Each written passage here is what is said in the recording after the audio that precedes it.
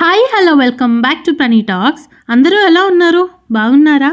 So మీకు Saturday meal combo అంటే ఏది గుర్తొస్తుంది? నాకైతే ఈ sambar and aloo fry with white rice combo అయితే గుర్తొస్తుంది. సో సాటర్డే రోజు మమ్మీ ఏమేమి ఎంత ఫాస్ట్గా ఎలా కంప్లీట్ చేశారని చూసేద్దాము. ఫస్ట్ అయితే దాల్ బాయిల్ చేసి పెట్టుకున్నాం అనమాట. అండ్ నెక్స్ట్ వెజిటేబుల్స్ చాలా ఇంపార్టెంట్ కదా సాంబార్లో.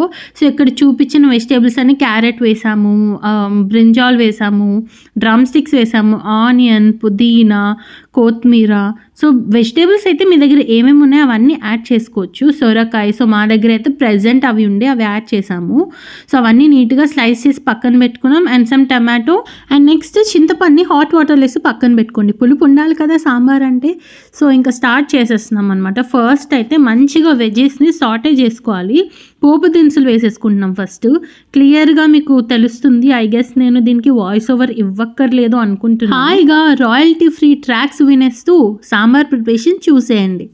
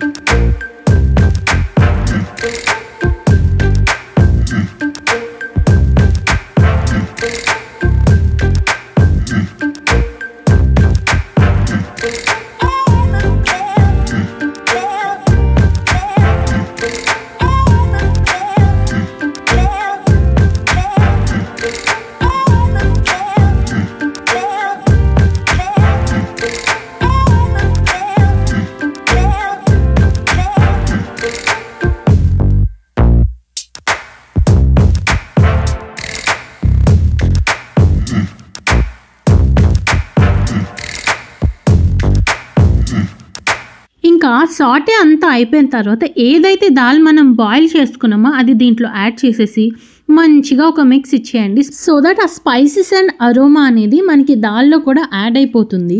మనం ఇప్పుడు చింతపండు నానబెట్టిన వాటర్ని దీంట్లో యాడ్ చేసుకోవాలి. ఐ గెస్ మదర్స్ అందరూ ఇంతే కదా.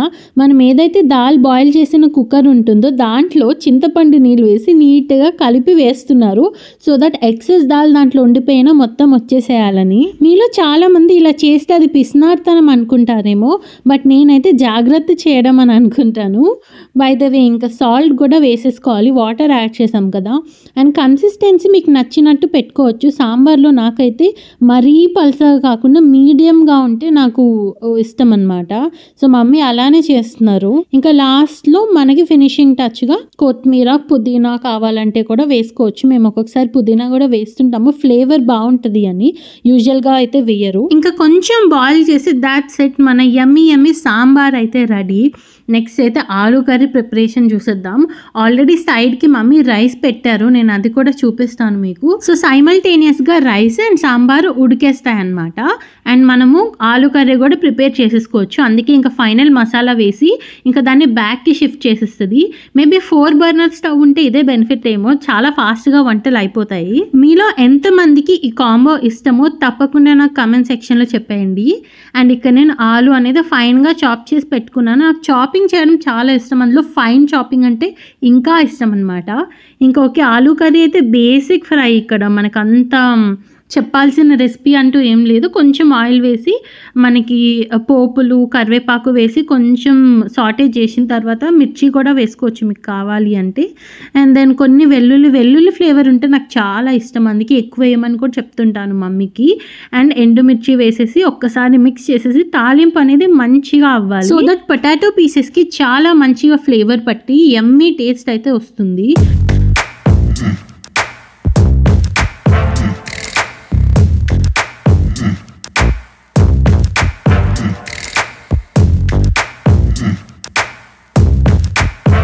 నెక్స్ట్ ఏమో కొంచెం పసుపు యాడ్ చేసేసుకోండి అండ్ ఒక్కసారి మిక్స్ ఇచ్చేసిన తర్వాత ఆలు వేసేసి కొంచెం సాల్ట్ వేసుకోవాలి. సో దట్ ఆ సాల్ట్ వల్ల మంచిగా ఆలు పీసెస్ అనేది కుక్ అవుతాయి అన్నమాట.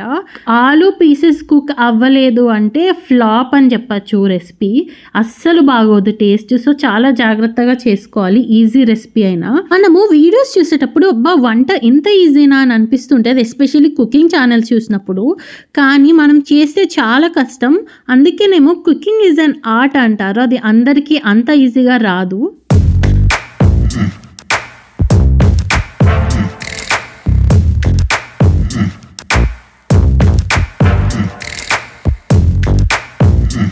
ఆలు పీసెస్ మంచిగా కుక్ అయిపోయి ఇంకా ఒక 20% అయితే కర్రీ అయిపోయినట్టే. సాంబార్ కూడా అయిపోతుంది. మంచిగా అరోమా అయితే సూపర్గా వస్తుంది. ఆబ్వియస్లీ మీకు ఆ అరోమా అనేది పర్సనల్గా ఎక్స్పీరియన్స్ చేయించలేను కదా, అందుకని జస్ట్ మాటల్లో చెప్తున్నాను. రైస్ అయితే ఆల్రెడీ అయిపోయింది. స్టవ్ ఆఫ్ చేసేసి పక్కన పెట్టేసామన్నమాట. లాస్ట్లో ఇంకా మనం ఫినిషింగ్ టచ్ ఏమైనా స్పైసెస్ ఉంటే మీరు వేసుకోవచ్చు. మేమైతే కారం ఐ గెస్ ధనియాల పొడి కూడా వేసిందేమో, ఎందుకంటే నేను చేస్తాం మాత్రం తప్పకుండా ఏ స్పైసెస్ ఉంటే అవి యాడ్ చేసేస్తాను. ఇది కదా ప్లేట్ ఆఫ్ ది డే అంటే వేడివేడి అన్నం, దాంట్లో సాంబార్ అంటే పప్పుచారు వేసుకొని పక్కన పొటాటో ఫ్రై కలిపి ఒక ముద్ద తింటే ఉంటుంది రాచారి. Thank you so much for watching this video. Please don't forget to like, share and subscribe to Pranny Talks.